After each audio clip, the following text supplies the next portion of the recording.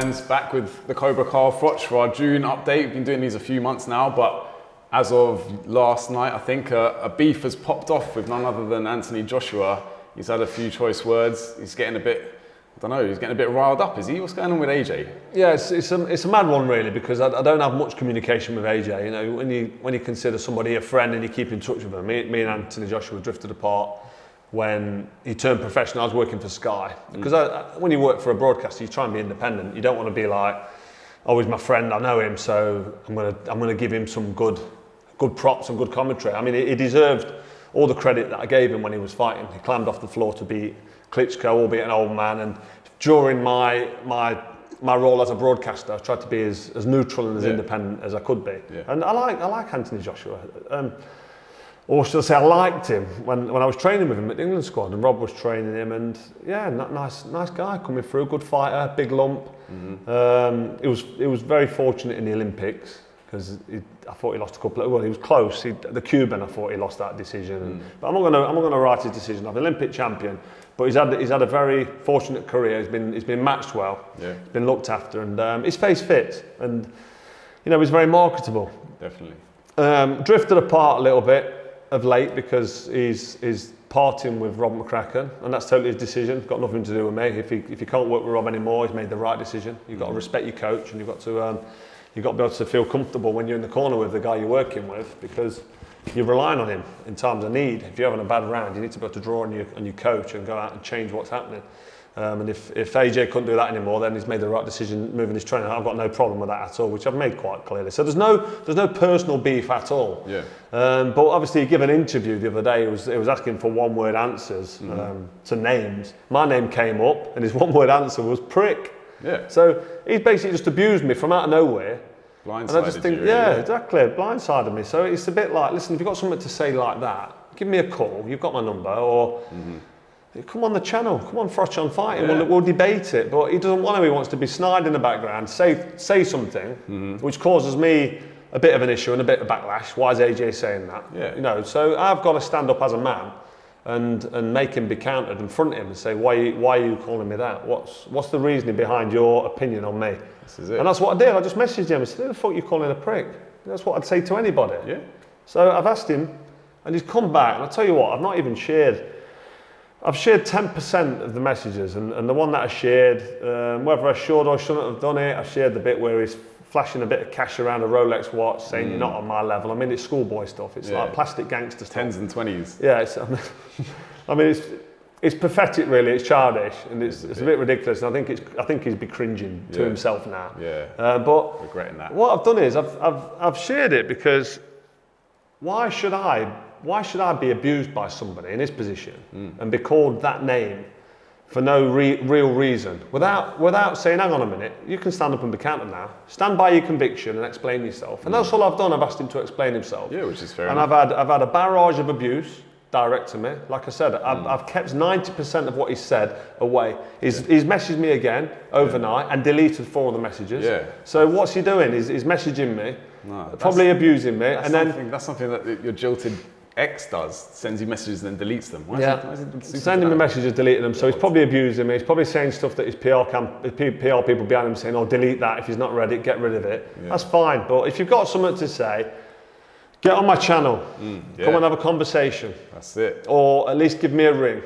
And I don't mind meeting up and dealing with it like men. But if you're going to do little backstab jibes and send me messages abusing me and then deleting stuff, and then you don't pick your phone up when I try and give you a call to have a conversation with you man to man, then what am I going to do? Yeah. I'm going to just expose you for what you are. And to be honest, I'm not really bothered. I've been laughing about it. It's a bit of fun for me because I can't care what Anthony Joshua or any of his fanboys think of me, because that's what I do. I'm just honest. I wear my heart on my sleeve. That's why we love you, Carl. Try and be truthful and honest. And if it's not good and you don't like it, I don't give a shit. Yeah. Do you think the pressure's getting to AJ? We saw him have a bit of a bust up with Daniel Dubois at the press conference. Possibly. Yeah, possibly. And the mask is slipping, you said. So. I think that's one of the reasons why he had a go at me, because Ricky Hatton, we had a conversation on my channel the other day, and I think, if I remember, we talked about Daniel Dubois. And I said I think AJ beats the current Tyson Fury, because Tyson Fury's going for a bit of a bad patch. I see him and Morecambe having a few drinks, which he's entitled to do. But as an athlete between fights, when you get into your mid-30s, really, you need to live clean. I know better than anybody about being in my mid-30s and realising how your body slows down and your recovery takes longer. Definitely. So you've got to be clean. So I just had an opinion that Daniel Dubois, actually, he's 26 years old. He's got a lot of experience now fighting Usyk, and he had that loss to Joe Joyce. Put Usyk down. I know it was a low blow, it was borderline, but he's had a couple of good wins. Yeah. He beat Gerald Miller, didn't he? And who else did he beat recently? Was it Hrgovic? Hrgovic, yeah, stopped him in the He's second. looking good. He's got momentum, and he's got that young, hungry professional who wants to win a world title. I think he's been gifted the IBF now because he was interim, and now the IBF's become vacant. I think it should become vacant, and they should have to fight for it. It should be vacant and fight, but he's now IBF world champion by sort of Default. circumstances, by default. So that's fine. But Daniel Dubois against Anthony Joshua. If I was managing Dubois, I'd probably say, you know what, he needs a bit more time. Maybe give him a couple of fights, but why not just let him go for it? He's had a couple of fights with the top boys. He's had a couple of losses. He's come back. He's on a winning streak. Confidence Go is in high, there, probably. stick it on AJ, and he stuck it on AJ yesterday. I mean, he didn't really stick it on him, did he? Not really. AJ just blew up, didn't he? overreacted. Yeah. Dubois was looking at him. AJ's looking back, and AJ's got this sort of chip on his shoulder. That's it. And this overinflated opinion of himself. feel That like- somebody can't look at you and say, listen, I'll fight, I'm not worried. He's like, what are you looking at? Well, like with Hrgovic or Otto Wallin, they was doing a face-off, and he said, what are you looking at? It's like, well, I'm looking at you because we're doing a face-off. He's like, well, if you want to go now, we'll go now. And he's being all like... He would have laughed it off a year bullish, ago. yeah, probably. he should laugh it off. So Daniel Dubois looked at him and said, listen, we'll go now if you want.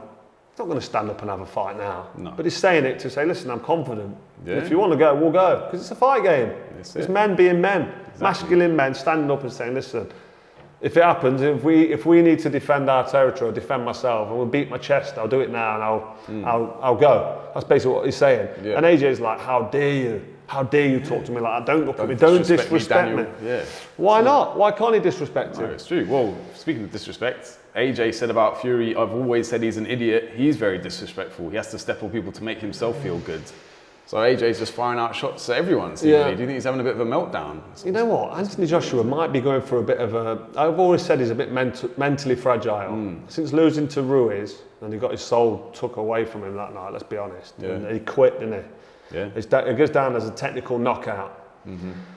That's never happened to the Cobra, by the way, which I did tell him. Cobra don't get knocked out. Good But stuff, yeah. he quit on his feet. Whichever way you want to look at it, he quit on his feet. Yeah. And I'm not going to hold that against him because he stayed with it and he came back. And, you know, Won the he's rematch, yeah. to be He's fair. tried to be great again, but he's realised he's not of the level. Because every time he steps up to a level and he's asked the question, he gets beat. And let's not forget, Usyk's a very talented, top quality fighter, Yeah, it's true. but he's a cruiserweight. Yeah, exactly. You know what I mean? He's a cruiserweight. Anthony's just got so much size and strength on him, and you've got to be brave to use that. Well, do you think AJ's thinking I've got everything to lose and nothing to gain from this Dubois fight? Because if he wins, people say, well, you're expected to win anyway. If he loses, his career over. Potentially, if I want to compare it with myself, which I don't often do, I don't often talk about myself, but I will do. George Groves in the first fight, Yeah, 10 years younger than me. It's very similar. It's his first world title fight. I mean, I know he's been gifted the IBF, Dubois, but if he can beat AJ, he can say he's a world champion in his own right. true. So there's a lot on the line for AJ in terms of pressure and expectation. And Daniel Dubois is young and hungry and he's chomping at the bit. Yeah, really. And you know, you've got people like me saying Dubois can give him a tough fight and Dubois could cause an upset in this fight. Would it be an upset? We don't even know if it's... Would it be classed as an upset? Yeah, it would be. But would we not expect Dubois to go in there and if he catches AJ on the chin, to cause some problems? Definitely. Daniel Dubois can definitely beat Anthony Joshua. If I'm totally honest, I don't think he does. I think AJ's got too much experience. That's what it I might think come he can down draw to. on his previous world title fights. He's boxing well now. And listen, I don't mind giving him credit because where credit's due is he's shown me quite a bit in his boxing ability now and his movement and then his aggression against Otto Wallin towards the end. And then he went in there against Ngannou and Ngannou gave Tyson Fury a torrid time and AJ went in there and just smashed him to bits. So you've got to give AJ credit for that. But he's not been in against anybody who's come for him and believes in themselves and is going to come and try and win him, hit him on the chin. Daniel Dubois is a big, strong lad. He's as heavy as him, he's as big as him. He's younger, fresher, and he's coming to win. Yeah. So we're going to learn something about Anthony Joshua. If he does the business and beats him, credit where credit's due. Yeah. The fans are not going to lose because we're going to have a British world champion. And it's at Wembley as well. And it's at Wembley Stadium. So fair play to Turki Al Sheikh. I've been going on about the atmosphere and the lack of it in Saudi. Been saying let's get fights to Britain, and he's bringing it to Britain. Brilliant, so I want to give him some credit for that as well. Excellent stuff. In terms of they're trying to get 100,000 crowd, obviously you fought George Groves in a rematch in front of 80,000. Let's talk about Tyson Fury. Do you think he could ever sell 100,000 tickets if it wasn't against AJ? Do you think he's got that same kind of draw as you even? So who's the 100,000 going to be for? Who are they talking? AJ and Dubois, apparently. AJ Dubois. Yeah. It might be. AJ's a big name. He's sold out Wembley before, hasn't he? I think Tyson Fury's only ever fought at Wembley once. Him and Klitschko did 90,000 apparently. I mean, I don't know who's counting these seats, to be honest. I saw some empty seats in the top tiers. But listen, I think an all-British affair, heavyweight.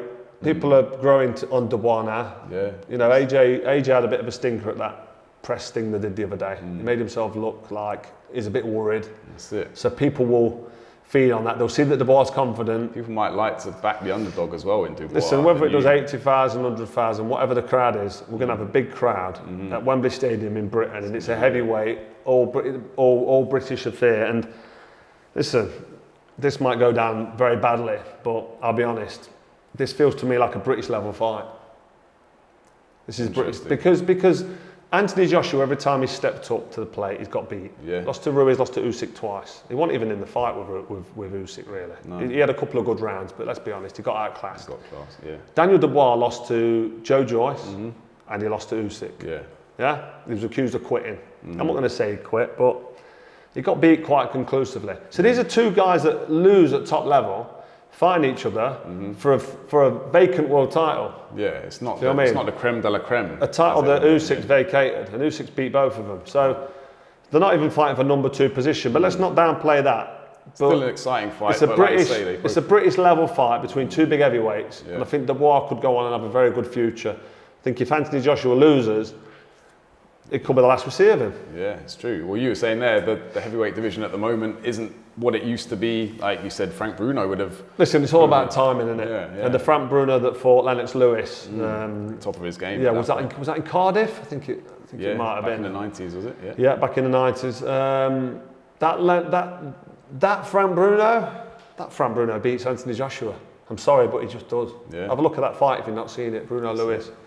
That was a good one. And it is all about timing. And you can't hold that against Anthony Joshua or any of the current heavyweights. But it's very thin now. The landscape of heavyweight boxing. Yeah, it's not that much there. It's not what it used to be. No. Someone else has had a little bit of a dig. I think this is more of a jokey one though. Tony Bellew. He said, obviously, you've been criticising the atmosphere out in Saudi. He said, if the offer was made to you, you'd have been on the first flight out there. Do you think that's true? Yeah, definitely. Same as him? 100%. Yeah. I'd be on the first class one straight there. Yeah. Do not pass go, do not collect 200. Straight to Saudi. Listen, we'll get punched in the face, in the head, and it can go horribly wrong for a living. So you've got to look at the risk and the reward. And when the reward's massive because you're out in Saudi, you're going to go out there. But let's not pretend that it's good for boxing and the atmosphere is great. Yeah. Let's be honest. It's Deadsville. Let's be honest. Yes, I would have took the money because I'm a prize fighter. But I'd still go out there and say, listen, fans, I'm sorry, you can't come out here, but I'm getting paid. Same way the people who play golf and they live golf are. The same way Ronaldo's out there getting £1 million a week. Because it's all about the bottom line. Yeah. So Tony Bellew is absolutely bang on correct. And I respect his opinion. Right, what was I going to say? Deontay Wilder. Was he really that much of a hard puncher? And if he retires, who would be the hardest puncher in the heavyweight division? I think Deontay Wilder was a hard puncher, yeah, because to have something like 38 wins, 38 knockouts, or whatever who it was he knocking out though? That's the real. Yeah, but he was hitting people like Dominic Brazil with one punch and absolutely flattening him. And he knocked out Ortiz, who, alright, he was old and whatever, but a good fighter, and he fucking flattened him. Obliterated him. He could punch hard, and for a 15-stone fighter, he's got that freakish power, or he had that freakish power, and now it's gone. True. So that's probably the reason. Do you think Dubois could be the next hardest puncher, or do you think AJ's got the title at the moment? Need to get him on the punch machine, don't we? Yeah. I mean, the punching machine don't always tell a story. No, that's true. But I don't know, to be honest. Daniel Dubois apparently is give AJ a knockdown in sparring. Yeah, allegedly. And the big gloves and head guards. So AJ's maybe got that in the back of his mind. So the biggest puncher at the minute is definitely between between them two. But when Alexander Usyk wants to put his feet in the ground and dig his heels in, he can bang a little bit. He's just such a good boxer, and he uses arm punches a lot to pick the points up and manoeuvre his opponents to tire him down. But speaking of Usyk, Tyson Fury said his recent fight against Usyk was easy and compared him to an amateur boxer. Has that round 9 gone to his head, the punches that he took? Well, I stuck it on my Instagram, didn't him saying that? Yeah. And then I stuck Lennox Lewis's video of him getting punched from Yeah, pillar to pillar, and corner to corner. Yeah. And yeah, I think that was just a bit of bravado. I think that's. And there probably was times in there when Tyson Fury could have actually said, "Yeah, I found it easier," because he landed the uppercut, he was landing a hook, he was controlling the fight, and it looked like from round, was it 6, 7, or 8, or that section of the fight, it looked like, you know what, Tyson's taking over here. Yeah. Usyk looks small. He looks like he's struggling. He's breathing heavy. He's been caught with a couple of shots, and is this the turning point? But yeah, it was the turning point. It was the turning point when Usyk sat down in his corner, grabbed hold of his crucifix. He asked for his crucifix. Did he actually? Yeah, and he came out the next round. He knew he had to do something different, and that's what the great fighters do. They find a way. And Usyk came out, and we saw what happened in round 9. That fight could have been stopped. Yeah. It's a proper save by the referee job, that was. True. And then he was made to do another 12 minutes, another 3 rounds. Yeah, and it was close, and he could have got robbed. But the right man won. Tyson Fury, he should be proud of himself. He can hold his head high, but he got beaten fair and square by the better man. And he can't really look back now and say, oh, it was easy in there. It was like boxing an amateur, because he gave him his first defeat, and at times he looked like the amateur. Yeah, it's true. Well, I don't want to bring up Tony Bellew too many times, but he obviously fought Usyk and said those final few rounds were the hardest of his career, which obviously they were. But Usyk's final few rounds. Yeah, when he fought Usyk, he said the final few rounds of him against Tony Usyk Bellew were the hardest against of his Usyk. Yeah, career. well, you could see that, but he was exhausted. What Tony Bellew did was he started really, really sharp and strong, and he was being a reflex fighter. He was being a bit like Nassim Hamed, and Floyd Mayweather, waiting for the punch and looking for the counter, and low guard, lots of energy being used when he's using his foot and using his fakes and getting around. And Usyk was just tight guard, keep him moving, keep him busy, and he can't keep this up for 36 minutes. Absolutely drains. And that's again another great fighter thinking to himself, why take Bellew on, who can punch? He's got that left hook, he's got a good right hand as well, and just smart. So Usyk just let him just dial the gas tank down a little bit, just slow down. As soon as Bellew's feet were flat, Usyk was in control. So Tony's saying it was the hardest few rounds of his life. He must be only just talking about the fights, because he had some really difficult rounds with me in sparring. But we don't talk about sparring. We had some fantastic spars, me and Bellew. Some great spars. Our prediction as well for Fight Lens, we need an outcome prediction for Dubois, Anthony Joshua, because Bellew reckons it doesn't go further than 2 rounds. He's got AJ in 2 rounds, but we know he's a big fan of AJ, so that's not a surprise. Well, you said it, but I can confirm that. Tony Bellew's a bit of an AJ fanboy, isn't he? Bit of a fanboy. But that's fair enough. Yeah. He's his friend. That's it. He's entitled to his opinion, and that could happen. AJ certainly could knock out Daniel Dubois. Definitely happened to Francis Ngannou. Obviously, different levels of defence, different skills, different skill set. Exactly. Listen, this fight can go either way, and I don't want to give a prediction that I'm going to stand by, because what I like to see any little camp, because you get word around the campfire and you get little snippets back from sparring, and then you see him at the press conference and you see the demeanour. And seeing Dubois yesterday face off with AJ and stand there and say, listen, you don't intimidate me, you can't intimidate me. And AJ's response, that's 1-0 to Dubois for me. It's true, yeah. Right? And if there's more of that as the fight closes in, I'm going to be like, listen, Dubois looks confident, he's young, he's fresh, he's hungry, he punches hard. AJ looks a bit nervous, so that will make me say, listen, Dubois here is going into this fight the underdog, but actually, in real terms, he's the favourite. Right. But this fight can go one of 2 ways. AJ can use his experience and box and move on his back foot and outpoint Dubois for 6 or 7 rounds. And then if he lands a big punch, because AJ's a big puncher, he'll get Dubois out of there. But Daniel Dubois could start strong. If he lands a punch, if he manages to get in range and clips him with that left hook or that right hand, you know AJ don't recover when he gets hurt. That's right. He struggles to recover. He's a big, strong lump, but his fitness ain't there. I don't think he does the work. He doesn't do the running that he needs to do. He's at that time now where he's got the silk pajamas, and he's how much does he want it? Isn't he? The desire. I don't see the desire. So this is a closer fight than the bookies will have it, and all the boxing purists and so-called experts will have it. My prediction would be right now, sat here, that Anthony Joshua has got enough experience and enough ring savvy Now, to do the job, whether it's on points or at some point catch Dubois and show him who's the most experienced, established ex-world champion. There we go. But Dubois could chin AJ. So it could be Dubois early, AJ late, or on points maybe is what we're thinking, something like that. Okay, interesting. Ryan Garcia, we spoke about him before, coming in over the weight. Now it's been proven that he was taking PEDs. He's been suspended for a year. Devin Haney has vowed to get his revenge. He wants to make him pay for that shit that he did. Is revenge the best motivation when it comes to boxing? Sometimes. It depends on your personality, how much you let it boil up inside. Yeah. And if you can, It seems to be boiling inside. Yeah, if you can use the anger and that emotion to motivate you in training, you'll have a good camp and you'll be really fit. But just don't take it into the fight. Be professional and disciplined, and just let the punches come rather than start looking for them. So as long as Devin Haney is professional, he's gonna have to wait a while during the fight. But I mean, I thought that Ryan Garcia had retired. I'm disappointed that he failed the drugs test. It's been confirmed. There was a few conspiracy theories flying around. You know, I love a conspiracy theory. But listen, if he's failed 2 tests and it's been confirmed, you can't argue with that, and you can't condone it either. I mean, yes, it's a shame. It's bad news. A real shame. It's very disappointing. Yeah, he was looking good, wasn't he? And he had a big career ahead of him. It remains to be seen whether he will come back from that, but hopefully he will. I saw Oscar De La Hoya blasted Devin Haney. You're pathetic, dancing around in the bowling alley because you got your decision reversed. Why is Oscar De La Hoya getting involved? I think De La Hoya is bitterly disappointed that Ryan Garcia's failed them 2 tests, because he had probably one of the most marketable fighters and the biggest fighters in the world. That's true. Now he's out there playing poker instead, I think, isn't he? Who's that? Garcia? Really? He's playing poker in Vegas with some fit girls on his arm, so it could be worse for him. It could be a lot worse. But you know, Oscar De La Hoya is entitled to his opinion. He's a legend of the game. That's true. Fellow Hall of Famer, and when he speaks, you've got to listen. You've got to listen, you've got to respect him. Same as the Cobra. Exactly. I don't want to go there, but you know, if you want to give me a bit of props, I don't mind a little ego stroke now and again. You've earned your stripes. You've earned your stripes. I was going to ask you, slightly off topic, do you believe in reincarnation?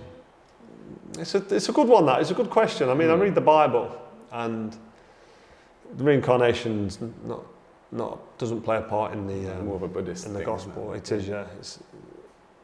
But I don't know. Anything goes. I mean, spirituality, if you want to explore it, and I am actually reading a book on Kundalini at the minute. Okay. And that's to do with the 7 chakras, from the pineal gland and right down to the root chakra in the base of the spine, and it's very interesting, the spiritual side. So, does your spirit go? I mean, I wouldn't like to think about coming back as an ant or coming back as. No, I was going to say, what do you think? What do you reckon you would come back as? Well, hopefully a lion or something, or a shark. Or a cobra. You want to be top of the food chain, don't you? If you're coming back as an apex predator. No, the cobra's got the mongoose, hasn't he? That's true. Secondary predator. You don't want to be underneath that. But no, I mean, listen, each to their own. As long as you're peaceful and treat people I expect to be treated, then believe whatever you believe, so I respect them. Well, this is a lead up to, what do you think Jake Paul would be reincarnated as? Jake Paul? Weasel? No. Weasel. Took the words out of my mouth. Weasel and a rat, how did you know? Yeah. You've got a bit of telepathy going on. Listen, Jake Paul, I admire him because he knows how to make money. Yeah. He's smashing it.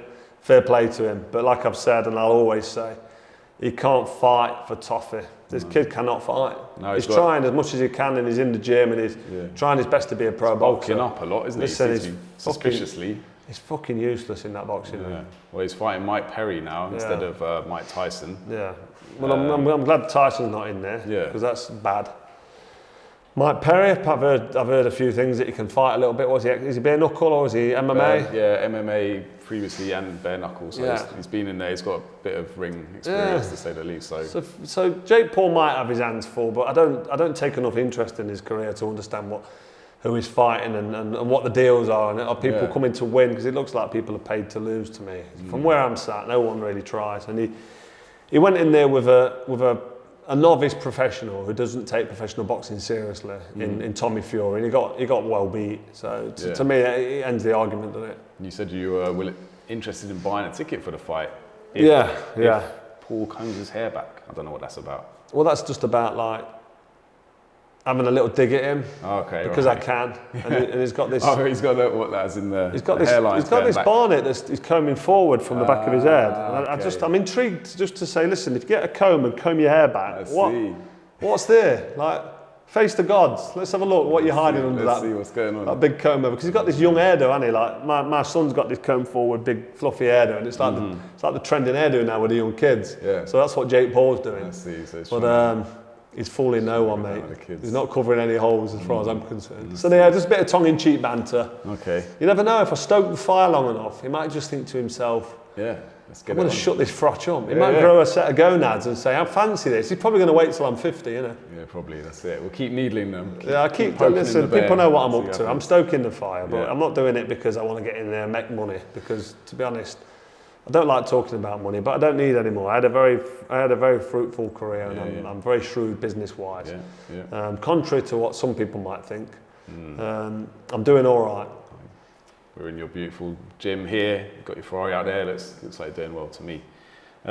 Quick random one. Have you been following the Jay Slater saga out in Tenerife? The Jay guy, Slater, kid who went missing. You know what? My been wife missing for Rachel over a week now. been saying so sad what's going on. Yeah, it's All a I know weird is there's a young lad, 19. He's gone missing in some mountains, Yeah. and he was on an event or a festival. That's it. He was trying to walk He 10 hours. He mentioned something on his phone saying, I'm going to walk back now, but it's 10 hours. Yeah, I through mean, the mountains. you ain't got any water and you're walking that far. I mean, 10 hours, how far is that? You're not Yes. going to cover... You're not going to cover much ground through the mountains if the terrain's rough, and there'll be animals out there, wild animals. Right. Well, the kind of random conspiracy theories are he's been Yeah. kidnapped and then he's been held for ransom against his will. Do you know so what? I'll be honest, I've not let's looked see. into the story No, enough. it's an interesting one, but I hope it has a happy ending. Yeah, at we the all end of hope it, so. but 19-year-old kid, I can't imagine what his parents are going through. I saw an interview with his mum gave the other day, and Yeah, I just like, disappointing. I'd be up there in the mountain with Yeah, the dogs, search team trying to drones, find him myself. Yeah. everything, I mean, hopefully they'll find him, and hopefully it has an happy ending. But the longer this goes on, it doesn't look good. No, hopefully he comes home safe. Right, poker. Let's talk a bit about poker because the Cobra, Carl Froch, is the new face of coin poker, the ambassador, I think beginning next month, which is exciting. If you're into crypto and poker, it brings both of them together, and it's a new way to play poker online. Yeah. We know you've played a bit of poker in your time. I've got a few questions here given to me by the coin poker department. Can you share the story of the biggest hand you've ever played and what were you thinking? Can you remember? Cash game wise, I suppose it would be. The biggest hand I've ever played, I've sat down with a friend. I won't say who his name is, just for it, because just out of respect for my friend. But he went to the toilet. It was a friendly game, but it was big money. So he went to the toilet and he said, he went off to the restroom, I think, or went to get a drink or whatever he went, and he left me with his hand. Okay. Checked with the table, he's all right, Froch plays his hand. And they was like, yeah, no problem. They're looking at me like, he's not very good at poker. I was quite early on in my poker career. And it was 1.2 million quid Jeez. entry. And it was 25-50, small, big, All right. 1,000. Small blind, big blind. That's where it was up to. It was Okay. a serious game. It was out in the Caribbean during a poker event. And Yeah. this was one of the VIP I see. little side games that I don't think they actually go on. I don't think it was real money. But anyway, I was sitting there thinking, I've got an ace king. Ace fucking king suited. Suited and booted, right. All right. 25 grand. I'm in big blind, so I'm committed. Yeah. Under the gun's folded, next one's folded, third one's check called, 50 grand. Bosh. Come round to me, there's two other callers just limping in. I'm in position, I'm on the big blind, I've totally bottled it. I've called, I've had a look at the flop, I'm not impressed by what I've seen, it's not helped my ace king. No. I've folded, I'm gone. Really? Yeah, listen, it's not my money. Oh, yeah. And I'd have played it so differently if there's still two more cards to, still got the turn in the That's river it, card. yeah. I'm in position, I could have bullied, but Yeah. I was, my heart was beating, mate. It's big money, and I was thinking, it's not my money, I'm not being left with this. But that's the biggest hand. The most I've ever won cash is 3 grand, as in I've gone in there in a 1-2, which is £1, £2, and the hands actually get quite big. You end up with a couple of grand in the middle of a big Especially if hand. it's like a family pot. Yeah, everyone someone getting raises 100 quid and then you call, you got to go 200, and then they call you. All of a sudden, before the flop, you're putting 300-400 quid in. So I won 3 grand on one hand, but the reason I've not won much cash is because I don't play much cash. I play a lot of tournament poker, player, yeah, and this is what I like about coin poker. there's going to be lots of opportunities to play tournaments. That's it. And I'm going to be playing a tournament live. Yep. I'm going to be streaming it on Froch on Fighting. So my fans, even if they're not into poker, they can come and talk about boxing while I play poker. And there'll be a bounty on my head, so I'm going to get bullied. And I'm going to get called on everything. Because someone's going to want to take the code. It's going to be a good bit of fun, and I'm looking forward to it. Yeah, it should be good. Have you ever found yourself feeling intimidated at the poker table, apart from that time you just met? Or do you Absolutely, yeah. I've been in a guy called Tony Dunst, who's a good online player, who played live. A guy called Jake Cody, and Sam Trickett from Nottingham, Milan, lives out. I think he lives in Ibiza. Right. I've been in a couple of hands where I've got a good hand. I'm on a flush draw, probably a straight draw as well. I'm in position, and then the bet's big, and I'm like, my heart's beating. I'm like, I need to call him here. That's it. Well, no, I need to raise. Re-raise. Yeah, but I'm just going to call because I bottled it, and it's all part of the learning process. That's but I've been intimidated by some very good poker players because when you sat face to face over the table, you're looking into the eyes of the player. And you're looking at his demeanour and his body language. They're giving nothing away. They're just sipping on the water. Yeah. And you think, he's a good player, he is. He's got history. I played with a guy called Devilfish. The late Devilfish. I've got some good pictures of him, actually. Okay. He died a few years ago. But he was intimidating. And he was a lot of verbal while he was playing. But that's what I think about, that's what I like about poker. It's the psychological strategies.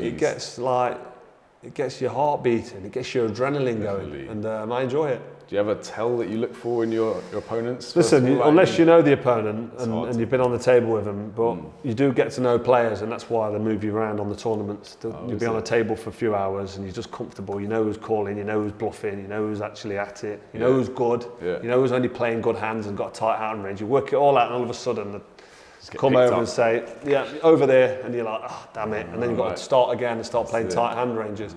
But I do get reads now and again, and sometimes I make top players fold just by being a bit bullish. Yeah. Any advice you've got for up and coming poker players? Or I think any advice that you were given that I think the advice I'd give is watch a lot of the top players play live poker. You can read as many books as you want, but poker is an ever evolving game. True. I mean, it's always the same rules, and the hand ranges are always the same, but the way people play poker. Sam Trickett in the early 2000s made a lot of money, and he was making a lot of bluffs, and not a lot of people bluffed. And he was playing a lot of cash games, and he made a lot of money. But now it's changed because people are onto him. Yeah. People know how that hand works and know what he's up to. So there's different strategies. So what I'd say is don't worry too much about reading the books. When you know how to play the game, you know how it works. The way I think you evolve as a poker player is to watch the top players play, and there's so many opportunities now to watch live hands and live people play and watch how they play it. They've got the cameras under the table. Listen, you can see what cards they've got, you can see what position they're in, you can see how they work it, and then what the outcome is. So just take it in. Knowledge is power, and obviously on the day, poker is 90% luck. Never forget that. True. But on the year, it's 90% skill. What I mean by that is the more you play, the more the percentages will come around. So you can have your aces and your ace kings on the day, and you'll get beat, you'll lose to someone with a pair of tens. Do you know what I mean? Because you've not hit anything. But if you play that hand over the whole year, and you're 90% in front pre-flop, over the year, you should win 9 out of 10 hands. True. So don't get disheartened by losing early doors. Just know that it's a long-term strategy. It's an endurance game, and it's a long haul. You've got to be in for the long haul. You have to put the work in. You can be lucky. You can play one game and be lucky. But over the long period, if you're doing it correctly and you're making the right decisions, and you know your percentages, and you know what the odds are, and you're winning the hand. That's what you need to know. Then you can come out on top quite a lot. I know a lot of very wealthy young poker players that do really, really well. But one thing about them all, they all study hard. They all put the endurance, they all put the work in, and it's hours and hours and hours of graft. I like to play poker and dip my toe in and have a bit of fun because I know how to play and I know what I'm doing. I accept that. Listen, I'm going to get knocked out now and again, and I'm not used to being knocked out. It's about how you take it and bounce back. Take it on the chin, mate. Yeah, exactly. Like a warrior. Yeah, Audley Harrison, he loves poker as well. He's he does, yeah. He's up for a bit of a poker match. I'll have a game with Audley Harrison. Me and him have had a bit of a spat in the past, and we ironed it out, stretched it out nicely. And I know I've got a lot of respect for Audley because he gave me some good advice when I used to box for England. He was team captain when I was boxing for England, representing my country in various multi-nations tournaments, and. He's a good guy for your mental psyche. Yeah. when you're at a tournament. I think he wants to get back into boxing now and help some of the heavyweights, but Yeah, I think he's got a bit. he lives in America, though, He's got quite a lot to offer in the boxing Yeah. game. He's boxed. Don't forget, Olympic champion. Of course, He turned pro. He didn't quite transcend into the professionals. I think he's too nice. Yeah, maybe. Doesn't Too have much the of a killer nice instincts. guy. You've got to be a bit of a mean motherfucker. Yeah, he's a and he's lovely not. guy. He's a nice guy. And I think that's why he fell short in pro boxing. But he's got a lot to offer by way of knowledge. For sure. All right, any last words on poker, or should we just wrap it up there and see how we get on? Listen, I'm looking forward to being an ambassador for coin poker. Yeah. I'm excited because I was an ambassador for another company for 7 years, and I love the game. So to now have an opportunity to get back into the game and Yeah. spend a bit more time on it, and with coin poker and with these online events, you can sit at home. True. And you can play on your phone whilst your missus is sitting there watching the Desperate Housewives of Beverly Hills or whatever it is she's watching. Good point. Good point. She don't watch bad TV actually, my missus. No. But no, you can. But you're right though. You can play on the move. Play you can anywhere. play, yeah. You've You got an hour can lunch break. Quick so cash even, game. even though it's a like lot of time, that. Yeah. if you're in a big tournament, Tournaments do take a while. you still, you know, you can dip your toe and have a bit of fun. Yeah, for But sure. gamble sensibly, as we all know. Always stay safe. No. Only gamble money you've got, you can afford to lose. That's it. Just gamble what you can afford to lose. That's good advice. All right. We've had a lot of good advice today, but this has been another good chat. Carl Froch, Cobra, pleasure as always. We'll be back next month. with Good to more. have you, man. You still up for that body spa? Got the gloves here. Maybe not today. Where's my gloves? Huh? Maybe My gloves next are one. gone. There's not. Maybe next one. You're gonna have them gloves. Where's my little black That's gloves? these ones down here, are they? They're the ones. They're mine. Got to toughen up first. Maybe you've got any of those. You don't look in bad shape, mate. To be honest. Cheers, man. I've been trying. But those are the things that the trainers wear, and they can take the digs, can't they? Yeah, the big body bags. Yeah, big body bags. They're for weasels, mate. Oh, yeah. All right, top stuff.